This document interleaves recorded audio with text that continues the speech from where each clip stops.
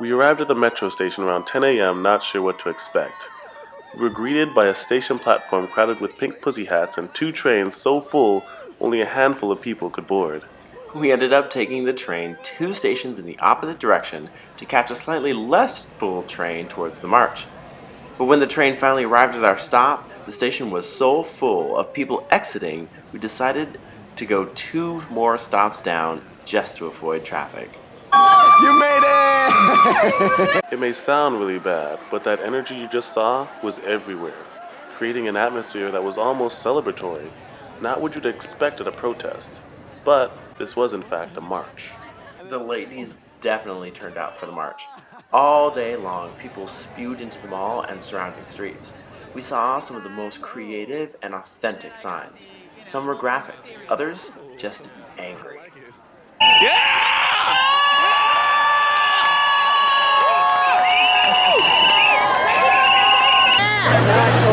We're pink! We're connected today! We'll be red hot pissed tomorrow too! So we made our way through the crowds, getting interviews of people's thoughts and feelings on the march. And here's what we found.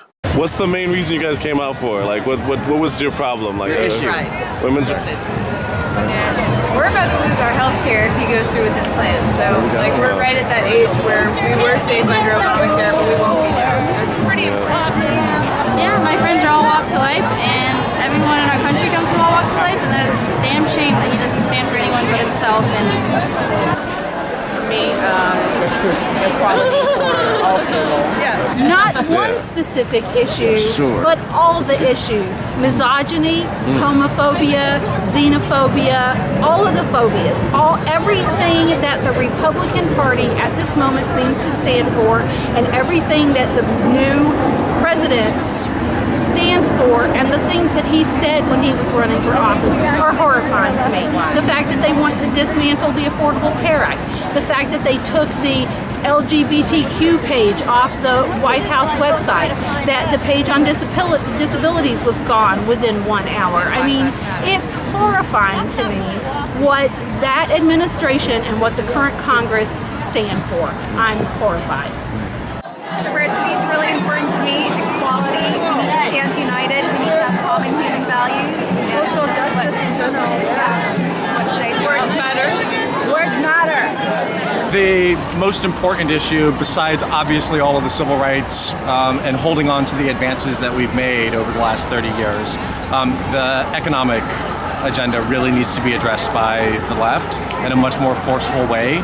That's how we're going to win the middle and the South back, is by messaging on economic justice, which means jobs, jobs, jobs, and not crappy jobs, good jobs that will actually make people's quality of life better. What issue is important for you that made you come out today? I needed to stand.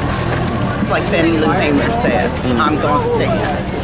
And I will not back down. I will resist, and I will join with other progressive thinking people, and we will resist.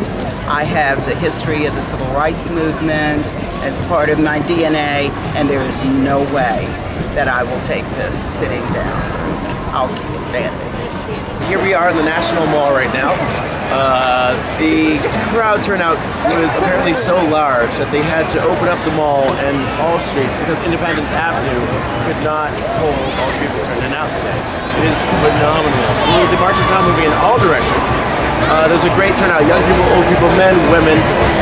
Everybody is here today. It was super friendly. The vibes were really high. It's absolutely amazing. It feels great to see so many people from so many different walks of life, so many different colors, ages, just coming out to support each other. It feels really good. It feels like a very safe space.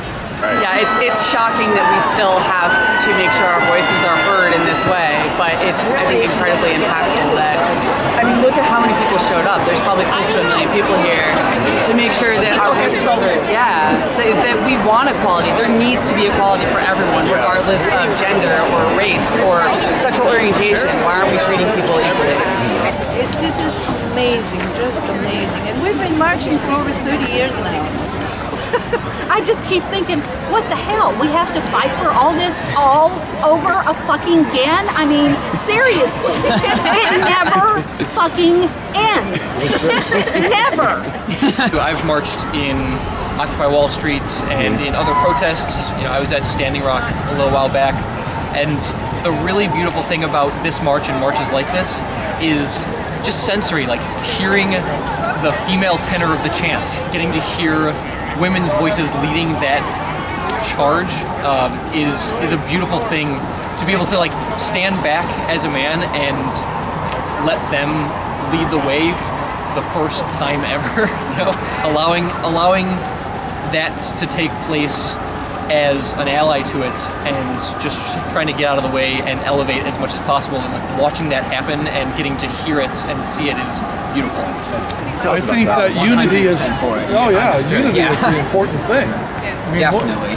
If we as Americans who are completely against the administration and Congress as it exists today aren't able to basically march shoulder to shoulder and to actually work in common towards improvements and, you know, satisfying the needs of the people, then we fail our own selves as well as the people that we care about.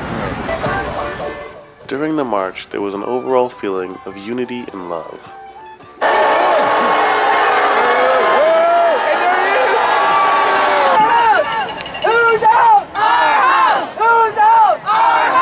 But underneath lied a disdain that showed just how sick and tired these people were of fighting for the same rights over and over again.